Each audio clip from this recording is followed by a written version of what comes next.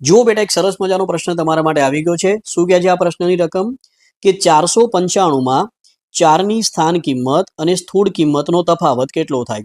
તો સૌથી પહેલા આપણે 4 ની સ્થાન કિંમત શોધી લઈએ. સ્થાન કિંમત એ સ્થાન ઉપર આધાર રાખે છે. એટલે 4 નંબરનો અંક જુઓ બેટા, સંખ્યામાં કયા સ્થાન ઉપર છે? તો શતક એટલે કે 100 ના સ્થાન ઉપર આવેલો છે. માટે 4 ની સ્થાન કિંમત કેટલી થશે? 400 થઈ જશે. અને સ્થૂળ કિંમત એટલે સંખ્યા પોતે. સ્થૂળ કિંમત એટલે શું થાય? સંખ્યા પોતે.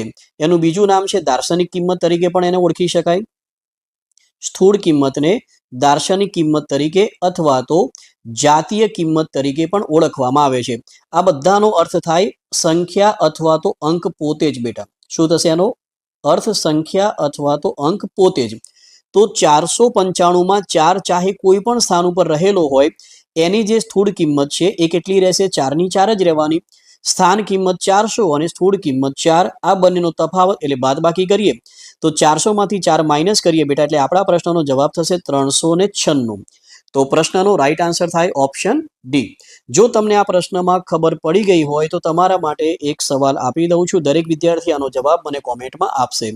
એક સંખ્યા છે 3895. આપેલી સંખ્યામાં અંક 8 ની સ્થાન કિંમત અને દાર્શનિક કિંમતનો 8 ની સ્થાન કિંમત અને દાર્શનિક કિંમતનો યોગ શું થાય એ તમારે મને કહેવાનું છે. યોગ જણાવો. તો આનો જવાબ દરેક વિદ્યાર્થીએ કોમેન્ટ બોક્સમાં આપવાનો રહેશે. તો ફરી મળીશું બેટા એક નવા વિડીયો સાથે. ત્યાં સુધી દરેકને જય હિન્દ, જય ભારત.